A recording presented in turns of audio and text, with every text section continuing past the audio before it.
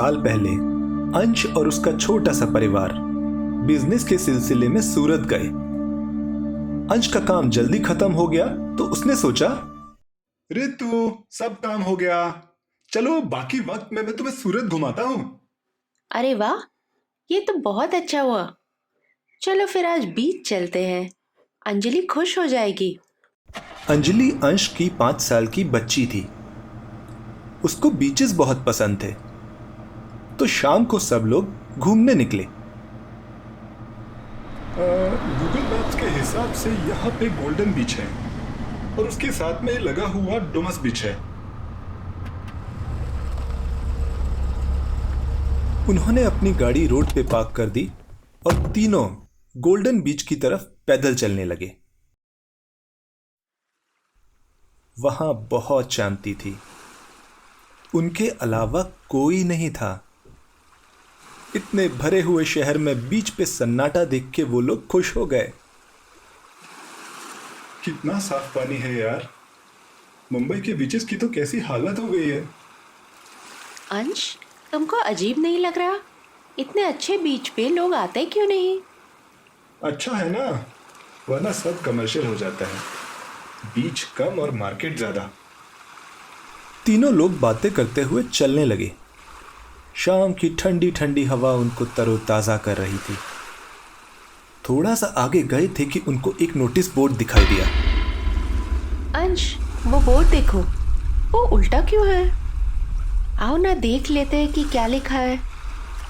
दोनों ने पीछे जाके देखा तो उस पे लिखा था शिंगोड़ी माता का मंदिर और एक एरो का निशान बना था।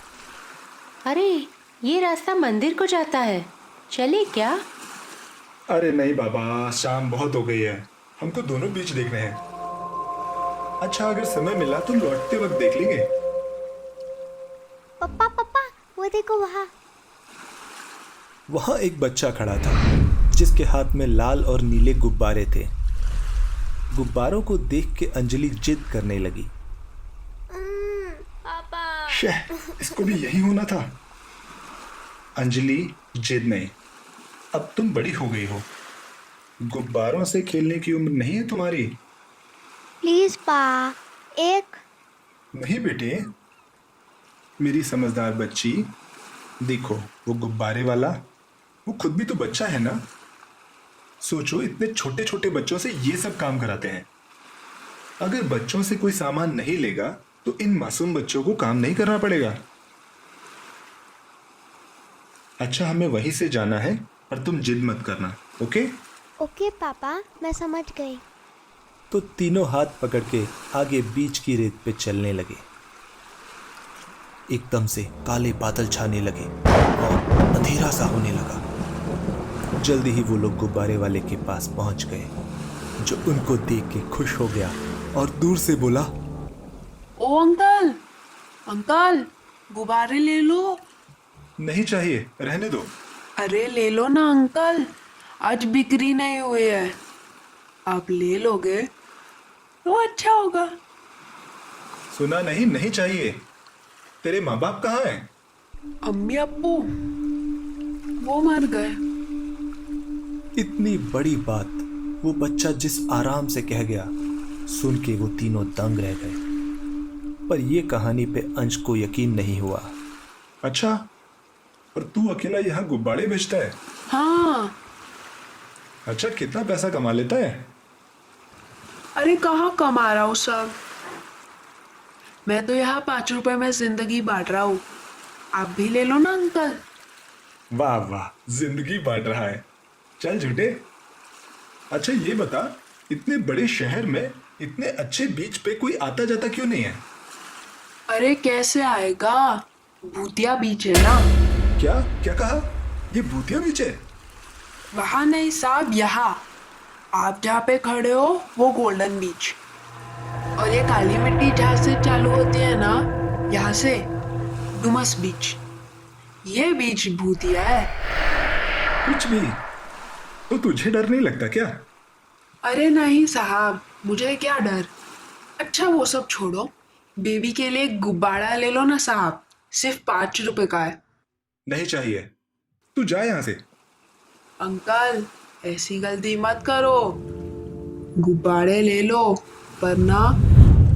अब तो डराने पे आ गया, भाग यहाँ से, नहीं चाहिए तेरे गुब्बारे। ले लो ना अंकल, प्यारी बच्ची है, खेल लेगी। तू जाता है या नहीं? अंश ने जब इतने जोर से दुत्कारा तो वो बलून वाला बच्चा पीछे हट गया। अंश और उसका परिवार आगे बढ़ गए, पर जब उन्होंने पीछे मुड़ के देखा तो वहां कोई नहीं था। अरे वो कहाँ गया? अभी तो यही था। अच्छा वो चला गया, वरना कुट जाता मुझसे, झूठा कहीं का। पापा चलो पानी में चलते हैं। तीनों ने चप्पल उतार ली और पानी की लहरों में चलने लगे। समंदर का ठंडा पानी, नरम नरम रेत और पूरा चांद, बहुत खूबसूरत दृश्य था। कैसी सुनहरी रेत एकदम काली रेत में बदल जाती है ना अंश। सोचो, कहीं सचमुच ये बीच भूतिया हो तो। हाँ, भूत गुब्बारे बेचता है, 5 रुपए का एक, ले लो वरना मारे जाओगे। पर अंश की हंसी एकदम से रुक गई। पानी के नीचे उसका पैर किसी ने पकड़ लिया और जमीन के अंदर खींचने लगा। अंश को समझ नहीं आ रहा था कि क्या हो रहा है। रितु और अंजलि भी हैरान थे। अंजलि, तुम वहाँ बाहर रुकना, हिलना मत वहाँ से। अंश झटकों के साथ जमीन के अंदर खिंचता चला जा रहा था और समंदर धीरे धीरे ऊपर उठ रहा था। जो पानी उसके घुटनों तक हुआ करता था, अब वो उसके कंधों तक आ रहा था। अंश को तकलीफ में देख रितु भी बहुत परेशान थी। वो अंश का हाथ पकड़ के खींचने लगी, पर उसमें इतनी ताकत नहीं थी कि वो उसे हिला भी पाए। अंश रोने लगा, चिल्लाने लगा। मैं मरना नहीं चाहता, मैं मरना नहीं चाहता। रितु को कुछ नहीं सूझ रहा था, पर वो समझ गई अगर उसने फौरन कुछ नहीं किया तो अंश पानी में डूब जाएगा। थोड़ा दूर खड़ी उसकी बच्ची भी रोने लगी। अंजलि भी अब खुद को रोक नहीं पाई। वो पूरी ताकत से भागते हुए आई और दूसरा हाथ पकड़ के अपने पापा को खींचने लगी। रितु और अंजलि दोनों मिलकर पूरी ताकत लगा रहे थे और फिर कुछ ऐसा हुआ कि अंश के पैरों की जमीन कुछ ढीली हो गई और वो बाहर आने लगा। फिर अंश अपनी पूरी ताकत लगा के पानी से बाहर निकल आया। तीनों के सांस में सांस आई। अंश हांफते हुए बोला, फौरन यहाँ से बाहर निकलो, बीच में से नहीं जाएंगे, रोड पे चलो और वहां से अपनी गाड़ी ले लेंगे। तो उन्होंने वैसा ही किया। जैसे ही वो बीच से रोड की तरफ गए, उन्होंने देखा कि उनकी गाड़ी तो वहीं सामने खड़ी है, पर उन्होंने तो पिछले बीच पर पार्क की थी। हाँ, ऐसा कैसे हो सकता है? ये तो मेरी गाड़ी है, पर इसको यहाँ कौन लाया? चलो जल्दी बैठो, निकलो यहाँ से। तीनों फटाफट गाड़ी में बैठ गए और अंश ने तेजी से वहां से गाड़ी निकाली। अंश बहुत तेज चला रहा था, आराम से। पर रितु अपनी बात कह पाती उससे पहले ही उनके सामने से एक बहुत जोर की रोशनी आई। अंश ने अपनी गाड़ी बचाने के लिए स्टीयरिंग को लेफ्ट में घुमाया और उनकी कार स्किड होती हुई एक पेड़ से टकरा गई।